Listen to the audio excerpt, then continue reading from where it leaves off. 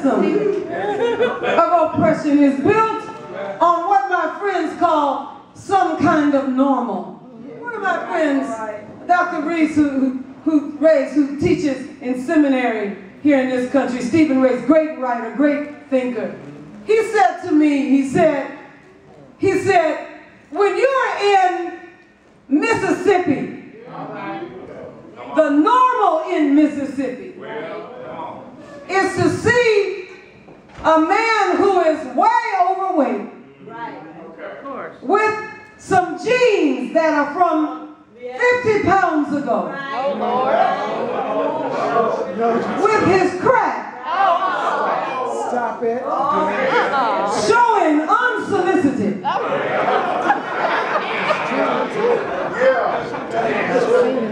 And the question we all have is, why won't these men buy some bigger pants?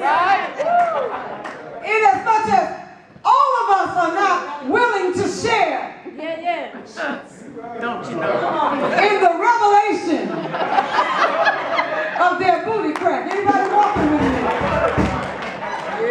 But the reason that they do it is because it is their normal. I need you to get that. Everybody else does it. And when you're in charge, you set the normal. What that means is that anybody who deviates from that is abnormal. What is happening in our world right now, and that's what I need you to tell everybody you know, the normal is shifting.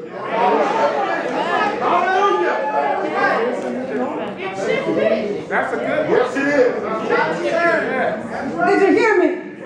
So that even if you get the majority of the European American vote, you still cannot win an election in this country.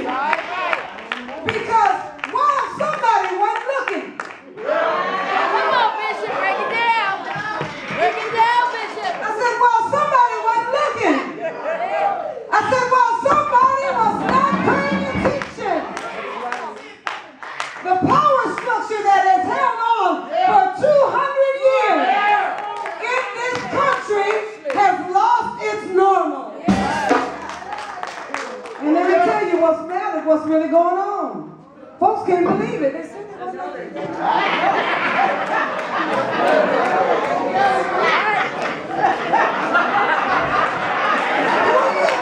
watch Fox News. Just watch Fox.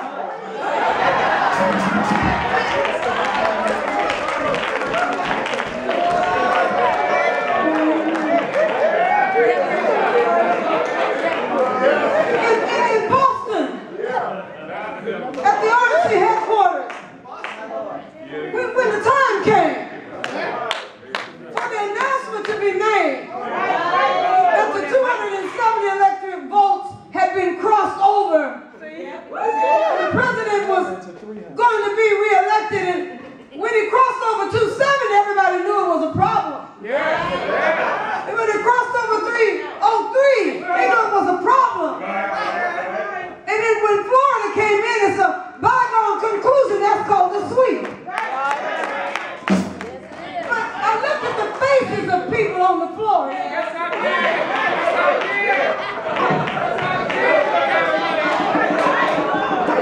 Let me do it again.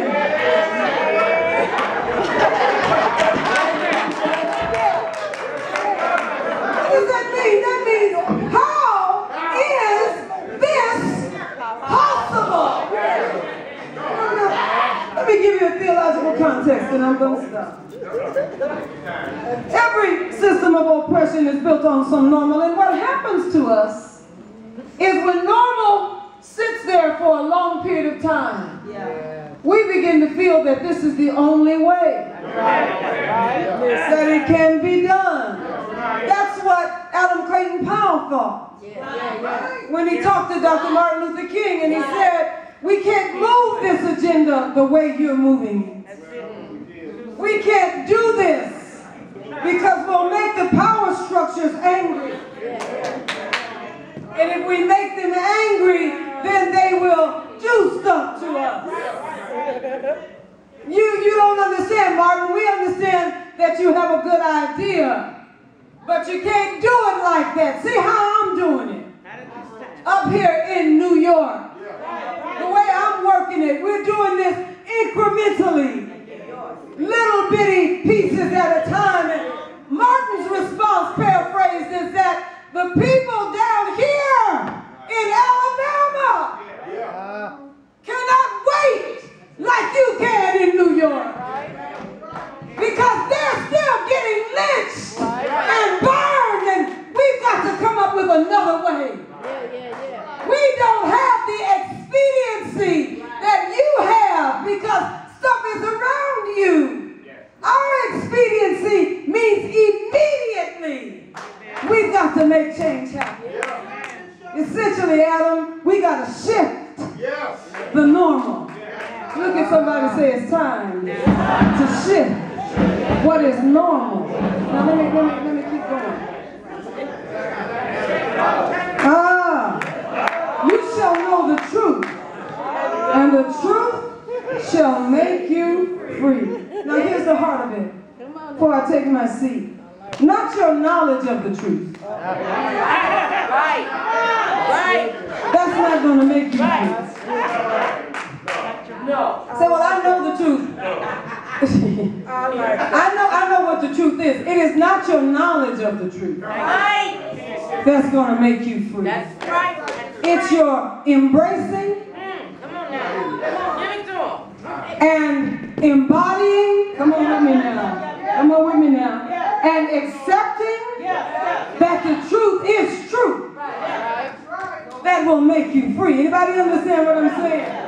See, it's not good enough to know when the house is on fire that a fire extinguisher is a handy thing to have in your hand. That's not good enough because there's a knowledge there that if the house is on fire and I have a fire extinguisher, if I pull it loose and pull out the pin, push the button, point it in the direction of the fire and blow foam on it, that the fire will stop. That's good knowledge to have. But you got to do more than that.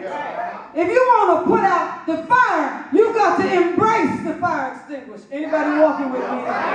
You got to handle the fire extinguisher. You have to engage the fire extinguisher. You have to use the fire extinguisher. You have to become one with the fire extinguisher.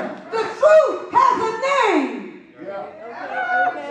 That's right. You shall know the truth, and the truth shall make you free. Say, well, who are you? Jesus said, I am, he said, the way. And I am the truth. And I am the life. Essentially, what has been manifested in the Christ is what it is that we need to move the normal from where it has been to what it is becoming. Let me tell you something, because I see you looking at it. Let me tell you something about why you have to move with the truth. And why the truth doesn't get stuck. Come on, break it down, Bishop. See, that's what's wrong with the way we handle the text. That's right. Come on! Because we handle the text as though times have not changed. Come on, I want to ask you a hard question before I sit down. I've asked you before, but I'm going to ask you again. How many of you all know what a threshing floor is? How many of you ever been on one? Threshing floor. How many of you all ever separated wheat from tare? No. Anybody ever done that? Anybody? Okay. How many of you all ever made wine? Ever crushed grapes with your feet? Where are you? Right here. I don't even know who you are. 1, 2, 1. All right. All right. How many of you all ever went from Palestine to Bethany? Anybody? Bethany to Jerusalem. Anybody? Ever done that? Anybody ever been to the Garden of Gethsemane? Gethsemane, I see. 1, 2. Here's my point. Come on now. How many of you all ever been on the internet? Oh, well. Put your hands down. How many? of you all have ever been on Facebook? Now, put your hand down. Amen. Amen. How many of you all ever looked at YouTube? Raise your hand. Many more people than have been on the threshing floor. And the wine press. Anybody hear what I'm saying? Here. The normal has shifted. So we have trouble even wrapping our brains around the parabolic examples in the text. So when the text talks about wheat and tare and threshing floors and wine presses, we do what we can. Right. To figure out what in the name of God was Jesus talking about. What in the world? Trying to get a mental picture of something you've never seen. And try to make it apply to your life. But you can get a mental picture of a computer. Oh yeah, you can. You can get a mental picture of a miniskirt. You